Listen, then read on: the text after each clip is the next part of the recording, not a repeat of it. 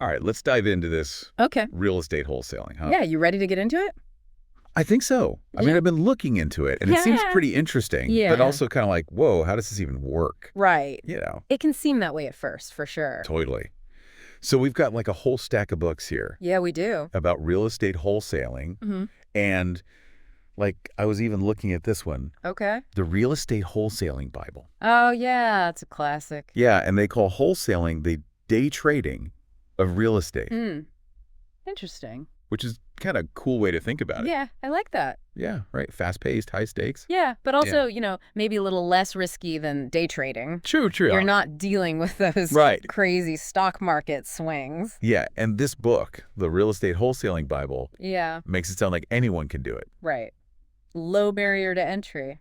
Yeah. They say all you need is a computer, A computer, internet connection. passion, Uh-huh. and a bit of curiosity. Curiosity, yeah, okay. But Yeah. I'm looking at some of these other books, like The Beginner's Guide to Wholesaling Real Estate. And it seems like there's a bit more to it than that.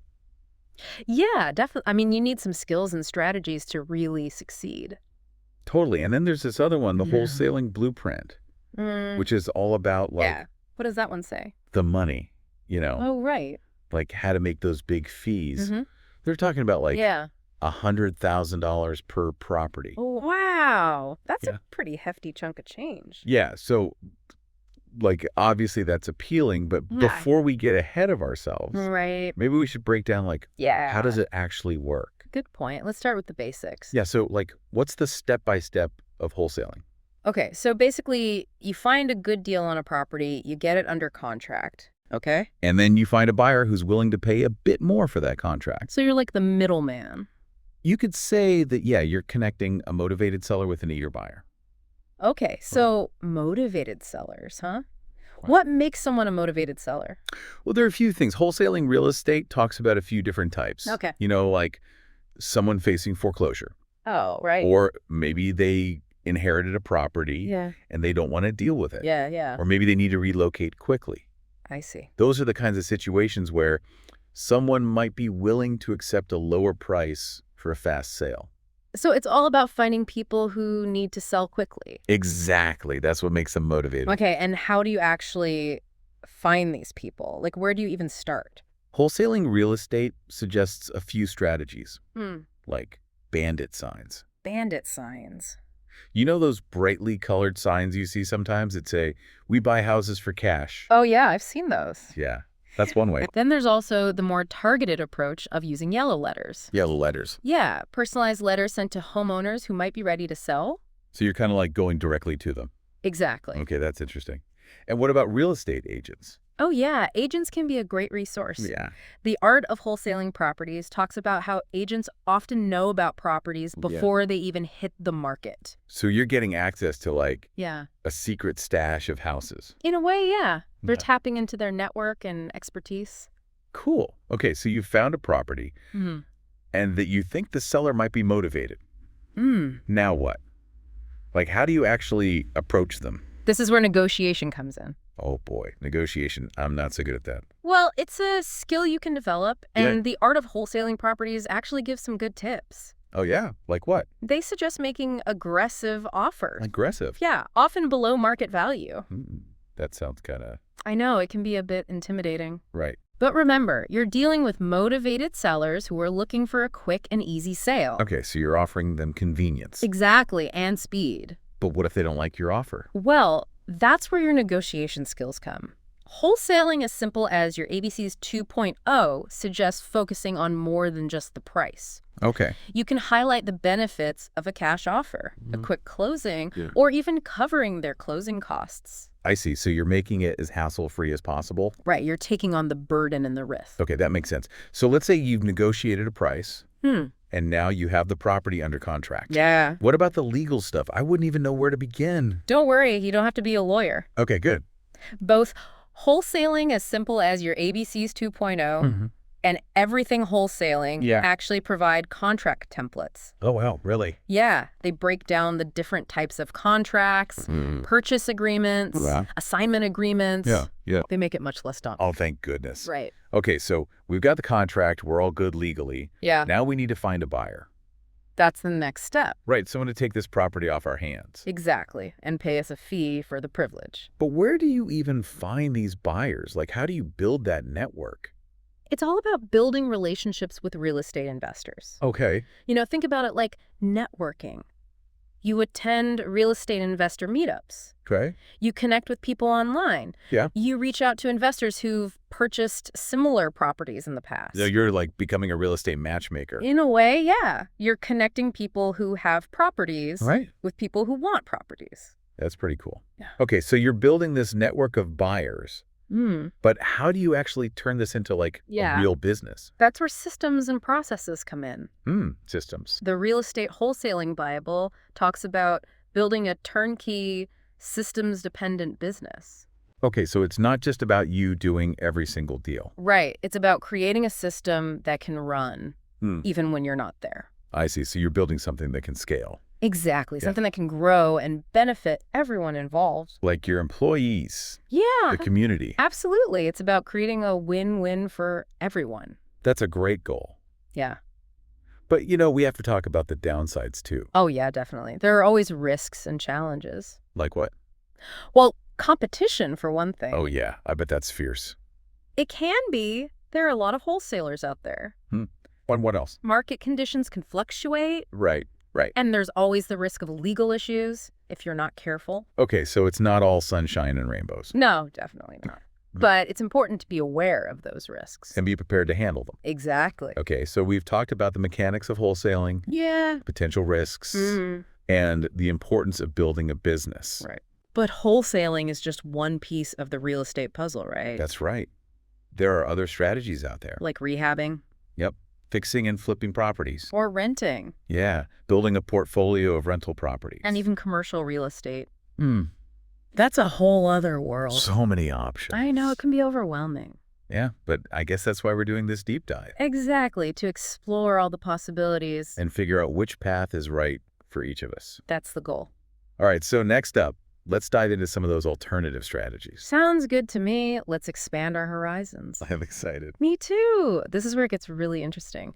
Okay, so we were talking about alternative strategies, like rehabbing. Yeah, rehabbing, flipping houses. Exactly. That's where the Real Estate Rehab Investing Bible comes in. Oh, yeah, that one looked pretty intense. It's a deep dive, for sure. Lots of details about, actually renovating properties. So, like, more hands-on than wholesaling. Oh, yeah, definitely. Yeah. With rehabbing, you're actually buying the property, fixing it up, and then selling it. So you're like those HGTV people. Kinda, yeah. You're the one making the design choices, managing contractors. That sounds kind of fun, actually. It can be, but it's also a lot of work. Yeah. And it definitely requires more capital than wholesaling. Right, because you have to actually buy the material. Yeah, exactly, and pay for the labor. Yeah, and there's that risk, like what if you can't sell it for a profit? That's always a possibility, yeah. You have to be smart about choosing the right properties and managing your budget. Okay, so rehabbing is like higher risk, higher reward. You could say that. Okay, and what about renting? Ah, renting. Yeah, I mean, we've got this book here, Buy, Rehab, Rent, Refinance, Repeat. Catchy title, right. Yeah, pretty much sums it up. It does, yeah. It's all about building wealth through rental income. So you buy a property, fix it up, and then rent it out. Exactly. The goal is to have the rent payments cover your mortgage and expenses. Right. And ideally, you're left with some cash flow each month. So it's like passive income. That's the idea. Yeah, it's a long-term strategy. Right, because you're holding on to the property. Exactly. And as the property value appreciates, you can refinance, access that equity, and buy more property. So it can kind of snowball. It can, yeah. That's the beauty of it. Okay, so rehabbing is like short-term, hands-on. Yeah. Renting is more long-term, passive. Makes sense. And then there's commercial real estate. Ah, yes, the big leagues. This book, Commercial Real Estate Investing for Dummies, makes it sound kind of doable. Well, it's definitely more complex. Yeah. You're dealing with larger properties. Okay. Different financing options. A whole other set of regulations. So maybe not for beginners. It can be a bit overwhelming at first. Right, but the potential rewards seem pretty big. Oh, yeah. Definitely, especially if you're looking for diversification and long-term appreciation. So maybe something to consider down the line. Exactly, once you've got some experience under your belt. Okay, so we've got all these options. Wholesaling, rehabbing, renting, commercial real estate. Yeah, a whole buffet of real estate strategies. But how do you know which one is right for you? That's the million-dollar question, isn't it? Yeah, I mean, they all sound kind of tempting in their own way. They do, yeah. It really comes down to your individual goals, Okay. your risk tolerance, Yeah. and your available resources. That makes sense. Yeah. So if you're looking for low barrier to entry, Yeah, wholesaling might be a good place to start. exactly. But if you're more hands-on and have some capital to invest, Then maybe rehabbing is the way to go. right, and if you're thinking long-term and want passive income, Renting could be a good fit. it could, yeah, and commercial real estate is its own animal. Right. But It- no matter which path you choose, Hmm. it's important to treat it like a business. Absolutely. That's something the Real Estate Wholesaling Bible really emphasizes. Building systems, developing a team. Creating a sustainable enterprise. Exactly. It's not just about chasing individual deals. It's about building something bigger. That's right. Something that can generate consistent results. Okay, so we've covered a lot of ground here. Yeah. Wholesaling, rehabbing, renting, even touched on commercial real estate. Yeah, it's been a whirlwind tour of the real estate world. But before we move on, Yeah. I'd love to hear your thoughts on the bigger picture. Okay. Yeah. Like, what are some key takeaways you want our listeners to remember? Well, I think it's important to remember that real estate investing, it's a journey. Yeah. It's not a get-rich-quick scheme. Yeah, it takes time and effort. It does, yeah. It's about constantly learning, adapting, and refining your approach. And it's not just about the money, right? It's about creating value. For yourself, Yeah. your buyers, Mm-hmm. the community. Exactly. And American Dreams, American Nightmares reminds us. That the housing market is connected to Yeah. larger social and economic forces. So we have a responsibility to be mindful of that. Absolutely. We're not operating in a vacuum. Okay, so as we wrap up this part of our deep dive, Yeah. what final piece of advice would you give to our listeners? Don't be afraid to jump in. Real estate can be an incredible way to build wealth and achieve financial freedom. But it's important to do your research, Absolutely. build relationships, Mm. and have a solid plan. Couldn't have said it better myself. Yeah. Yeah, it sounds like you're saying that to be successful in real estate, it takes more than just like Yeah. the numbers, the contracts. Yeah, So there's like a whole human element to it. Absolutely. I mean, so much of what we've talked about today is about having the right knowledge, the right network. Yeah, and that's where mentorship can be so valuable. Mentorship. Yeah. The Real Estate Wholesaling Bible actually has a whole chapter on it. Really? Yeah, they talk about finding a mentor, someone who's already achieved the success you're aiming for. So someone who can kind of show you the ropes. Yeah, exactly. They can guide you, share their experiences, help you avoid those common mistakes. That makes sense. But like, Yeah. where do you even find a mentor? Well, it's a good question. Yeah. You're not just going to like bump into them at the grocery store. Right. But there are some good places to look. Okay. Like where? Networking events are great. Real estate conferences. Yeah. Even online forums and communities. So it's all about putting yourself out there. Exactly. You got to make those connections. And then just like yeah. ask someone to be your mentor. You can, yeah. But it's more about building a relationship. Finding someone you connect with. Who understands your goals? Right. And don't be afraid to reach out to people you admire. Okay. Even if they're not officially offering mentorship. A lot of successful investors are happy to help those who are eager to learn. That's cool. Okay, so it seemed like the big takeaways today are networking, mentorship, and always be learning. That's a great summary. And those apply no matter what area of real estate you're interested in. Exactly. Wholesaling, rehabbing, renting. It's all about building a solid foundation. Surrounding yourself with the right people. And never stop expanding your knowledge.